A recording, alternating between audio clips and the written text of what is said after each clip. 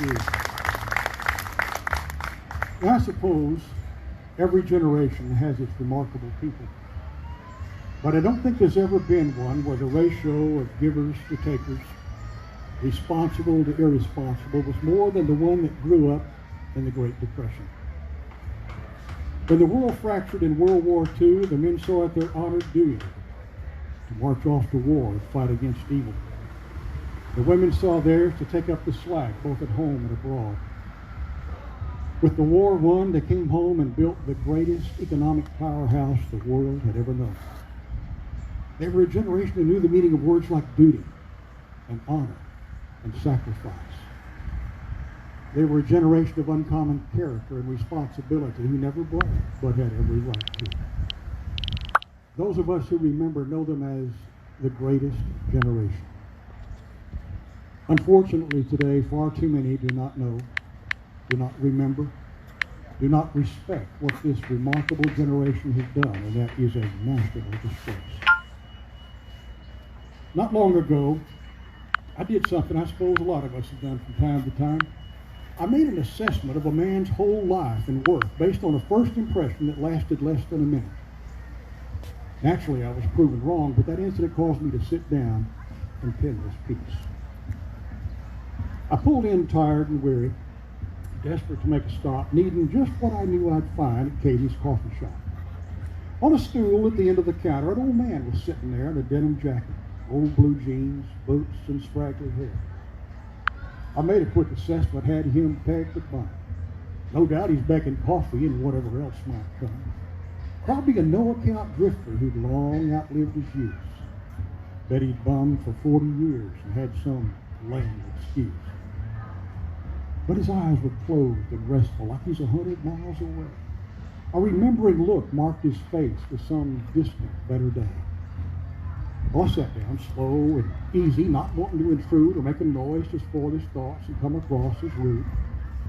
And I thought him old and paltry, a victim of neglect. But then I saw his buckle and leaned in with new respect. He wore a silver trophy belt, scuffed and scratched with time. Said Prescott All-Around Champion, 1949. Wow, those things don't come easy, and they sure don't fade with time. He must have been something else, young in his prime. He stirred then and sensed my presence, and his hat fell to the floor, and there a pen marked Lucky Forward, 1944. And I'd been impressed, but now I stunned and stared in total awe.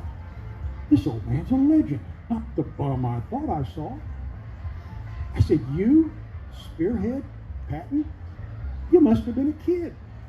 He quipped, "I should smile. You won't believe the things I did. Fought with him in Belgium. That's how come my leg is lame." Yeah, me and old Blood and Guts. Son, he knew me by my name. I pelted him with questions about things I've heard and read. You know, it pleased him some to note my interest, so he grinned. Then he said I cowboyed all West Texas till that day in 41. All us cowboys rode to town, signed up with what we done. We were 6 best buddies, still gullible and green, but we were men in those days, Sonny, even at 17.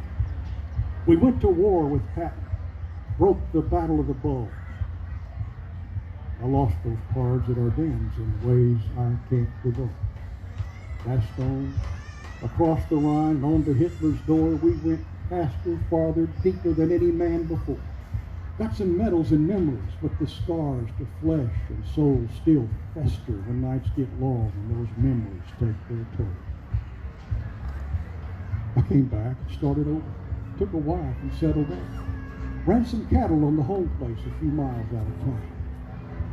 That girl brought my life back like sunshine and summer rain. She kept my heart from festering and took away the pain. She made me what I was meant to be and gave all there was to give. But her last ride was 2 years ago. Now I've lost my will to live. I sat there quietly listening, but it was plain to see what they had done in struggle had cleared the way for me. Well, in what only seemed like minutes, an hour had slipped away, so I stood to leave and shook his hand and left so I could pay. A tattooed kid with a lip ring complained and gave me change. That old man's as old as dirt and more than partly strength. While he limps in here time to time, takes that same old stool, never talks except to you, must be a worthless fool. I said, no, kid, that man's a legend. Maybe the last you'll ever see.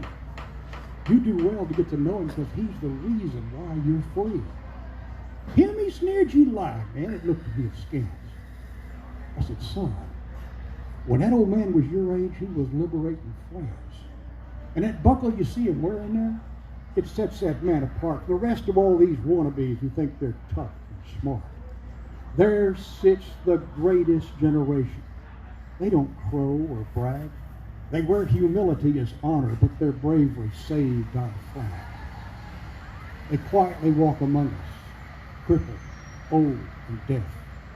Their legacy is greatness, and very few are left.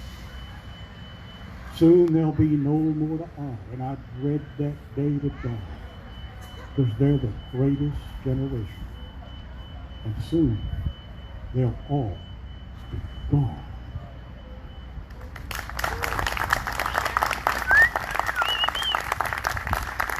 Thank you, folks. Thank you so very much.